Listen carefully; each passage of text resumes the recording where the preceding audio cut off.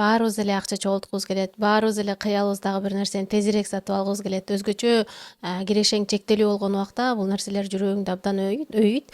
Анан бүгүн Ден сак мамиледе дал ошол акча чогултуп атканда финанс адистери кандай кеңеш берет, өзүм дагы финанс адиси катары эмнелерге көңүл буруңарды каалайт элем. Бүгүн 6 эреже кылып, 6 пунктка бөлүп айтып берем. Биринчи, акча чогултам деген киши же болбосо негизи эле ар бир тирүү жан, жалгыз киши болобу, үй бүлөлүү болобу же студент болобу, айлык, жылдык бюджет болгон абдан маанилүү. Акча чогултуунун дагы биринчи тепкичи катары бюджеттиң болгонун дагы дүйнөлүк финанс адистери дагы дайым эскертип кеңеш берип турушат. Эгерде үйүңө канча киреше кирип атканын, канча чыгашаң болуп атканын билбесең, акча чогултуу, финансылык план түзүү деген нерселерди абдан оор болот да. Мисалы, элестетиңиз, үй сатып алам деген бир планыңыз бар болсо, үйдү качан, кандай үй сатып алам, менин кирешеме жараша кандай үйүм болсо болот эле деген сыяктуу анализдер жасабаса, өзгөчө жаш үй бүлөлөр бул нерселерге көңүл бурбаса, кадимкидей мындай жашоосу бир беймаза бир нерсеге айланып кетет да.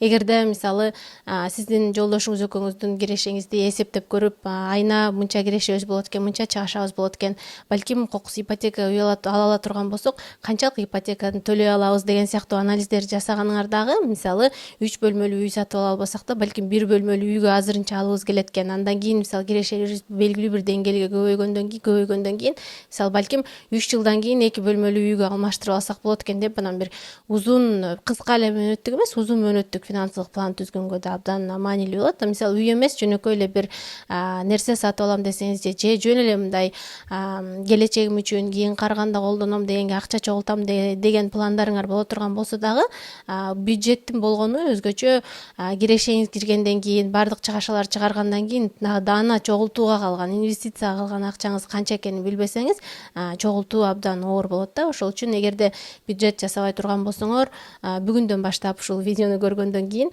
сөзсүз түрдө бир чоң таблицалар жасабасаңар да, дептерге киреше чыгашаңарды, айлык кайсы нерселерге акча корототам деп эсептеп жазып, анан ар бир айды бир айга салыштырып көрүп, анализ жасап, чөнтөгүңөрдү контролго алып баштооңорду сунуштайм. Анан экинчи, англис тилинде негизи эле финансы дүйнөсүндө pay yourself first, өзүңө биринчи төлө деген жакшы бир концепт, түшүнүк бар. Мисалы, акча чогултам деген бир планыңыз болгондон кийин, акча чогулткан атканда өзгөчө кирешең чектелүү болсо, мисалы кадимкидей эле бир айлык алып иштей турган болсо, мисалы 30 миң 40 миң сом сөзсүз түрдө андан сырткары кирешем жок деген абалда болсоңуз, мисалы айлыктан сырткары такыр бир акча таппасаңыз, айлык алар менен мисалы мен 10%ын сөзсүз түрдө чогултам деген дей турган болсоңор, эч нерсеге корото электе, мисалы ошол 10%ды алып туруп анан чогулта турган эсебиңерге которуп же алып катып койгонуңар абдан маанилүү да. Ушул эреже менен акча чогултууга дүйнөлүк финанс адистери жана финанс кеңешчилери барго, ошолор дайым сунушташат да. Бул абдан белгилүү бир концепт, түшүнүк. Бул нерсени дагы өзүңөрдүн жеке финансыңарга, жеке финансыны башкаруу адаттарыңарга калыптандырып алсаңар да абдан маанилүү. Мен мисалы айлык алган сайын, ай сайын айлыгымдын белгилүү бир бөлүгүн автоматташтырып койгом, акча чогулта турган эсебиме алып кетет да. Мисалы биз балабыздын келечеги үчүн, окуусу үчүн акча чогултабыз. Мисалы айына белгилүү бир суммадан төрөлгөндөн баштап банктан бир эсеп ачтыртып, анан ошол белгилүү бир сумманы дайыма ай сайын которуп турат деген нерсени киргизип койгонбуз банктан. Мисалы биз айлыгыбыз түшөр менен ичпей жебей эч бир нерсеге корото электе, ошол айдын биринде сөзсүз түрдө ошол банктан биздин балабыздын окуусуна акча чыгып кетет да, өзү эле алынып калат.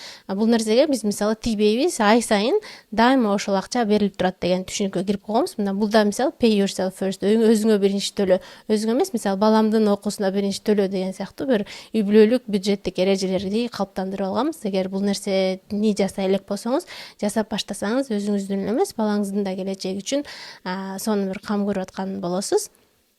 Анан эң негизгиси, үчүнчүсү, бул нерсени баарыбыз эле билет болушубуз керек. Эгер акча чогулткуң келсе, чыгашаларыңды сөзсүз азайткан абдан маанилүү. Биринчи тепкичте айтып бербедимби, бюджет жасап алган абдан маанилүү деп. Анан ошол жерде бюджетти жөн эле жасап, бул кирешем, бул чыгашаларым деп эсептеп койбостон, чыгашаларды категорияларга бөлгөн дагы аябай маанилүү да.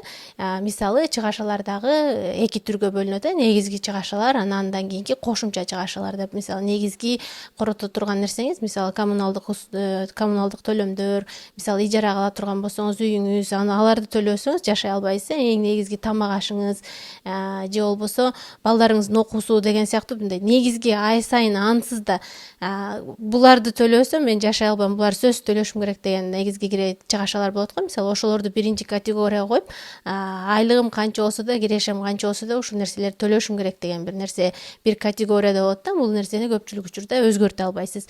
Ал эми андан кийинкиси боло турган болсо, бул кошумча чыгашаларыңыз да. Мисалы кийим кечек сатып аласыз, ресторанга барасыз, өзүңүзгө кам көрөсүз деген сыяктуу, саякатка чыгасыз. Бул кошумча коротула турчу нерселер. Бул нерселердин үстүнөн мисалы бир аз ойной алсаңар болот да.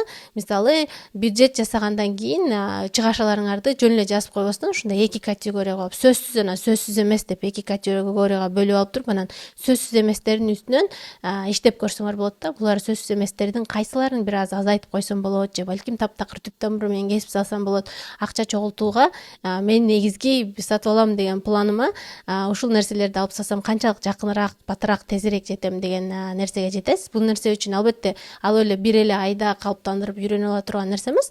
Бир канча айдан кийин анан бул нерселерди мындай адатташтырып анан көнүп алсаңар болот да. Мисалы эң жөнөкөй күндө эртең менен туруп, мисалы кофеканага барып кофе ичкен адатыңыз бар болсо, мисалы күнүнө Бишкекте азыр кофелер 200 сом тегерек экен. Мисалы бир таттуу токоч менен алсаңыз 300-400 сом жөн эле кетип калат экен да эртең менен кофеканага барганыңызда. Мисалы ошол нерселер кофеканага барбай койсом менин жашоом до кандай өзгөрүү болот деп, мисалы балким күндө барганын ордуна жумасына бир жолу эле өзүм үчүн барам дагы, калган акчаларды мисалы чогултуп коем деген сыяктуу мындай сөзсүз эмес болгон чыгашаларыңыз болот го.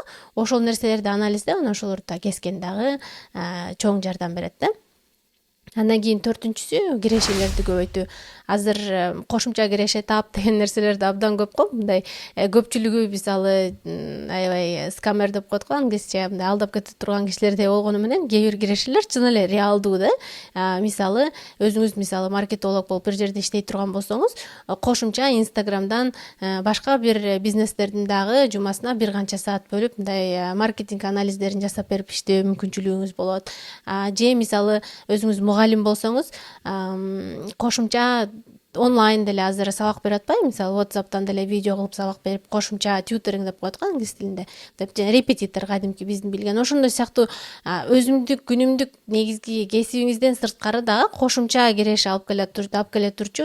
Мен мисалы 35 саат, 40 саат бир жумушта иштей турган болсом, жумушта, андан 10-15 саат балким кошумча каякта иштей алам, кандай киреше алып келе алам деп ойлонуп, анан кирешени да чоңойтуп көргөнгө аракет кылса абдан болот. Анан мисалы мен 2013-жылы университетти бүтүп аткан жылдары өзгөчө студент болуп окууң менен кошо айкалыштырып иштеп кеткен жумуштар аябай аз болчу да, мүмкүн эмес болчу. Азыркыдай Instagram, Facebook дегендер да популярдуу эмес болчу. Башка өнүккөн өлкөлөрдө чыгып аткан, бирок Кыргызстанга көп жеткен эмес да. Анан менин мисалы ошол убактарда азыркы студенттердей, азыркы жаштардай, азыркы жаш кызматкерлердей мүмкүнчүлүгүм дээрлик жок болчу да. Анан азыр ойлой берем, балким эгер ошондой жаш болгонумда, ошол азыркы студент болгонумда окуум менен айкалыштырып сонун жумуштар жасап кирешемди да көбөйтүп турмак экем депчи. Ансыңары ошол үчүн азыркы жашоонун мүмкүнчүлүктөрүн дагы колдонуп, кирешени чоңойтууга аракет кылып көрүү дагы мүмкүн. Толук мүмкүн болбосо да, 50-60% болсо дагы мүмкүн. Анан бешинчи, жашоо образыңды өзгөртүү. Жашоо образыңды өзгөртүү дегеним мисалы кокус бир тамеки тарткан адам болсоңуз, мисалы күнүнө бир канча тамеки тартсаңыз, бир айда канча баштык тамеки тартып койгон болсоңуз, ошонун акчасы да сиз үчүн кандайдыр бир деңгээлде чыгаша.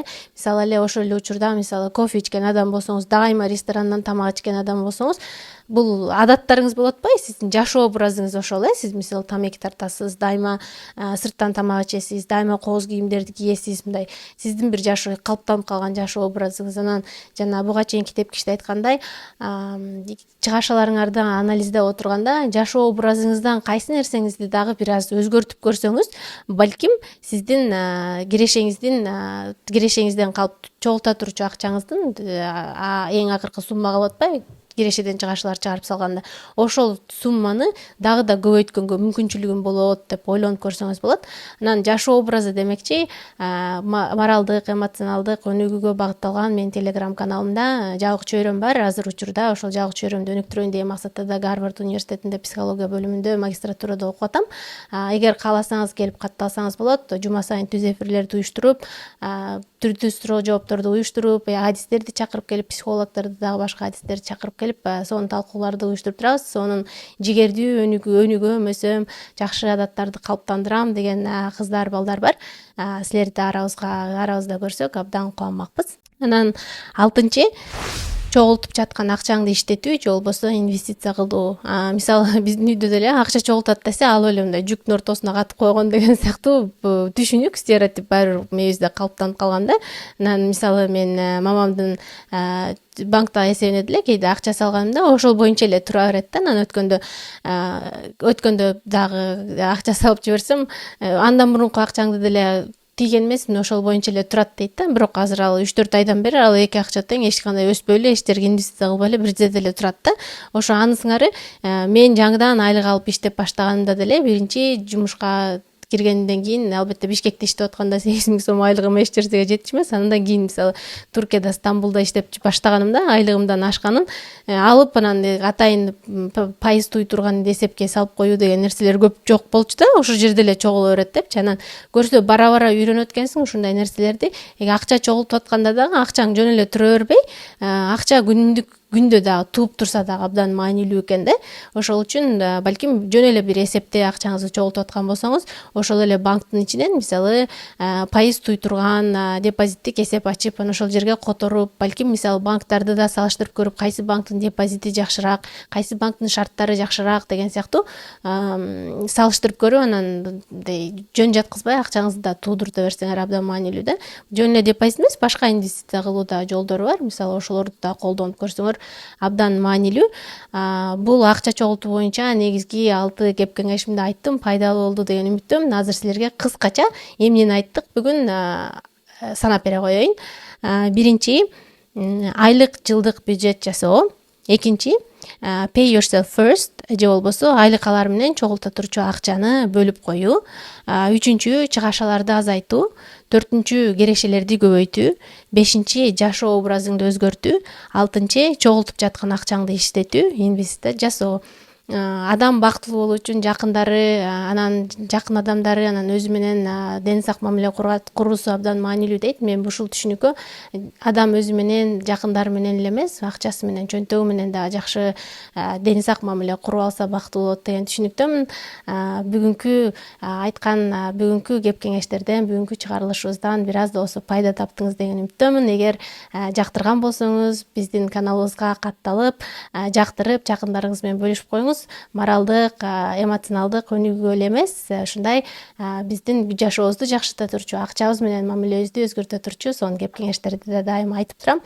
Биз менен болгонуңузга чоң рахмат.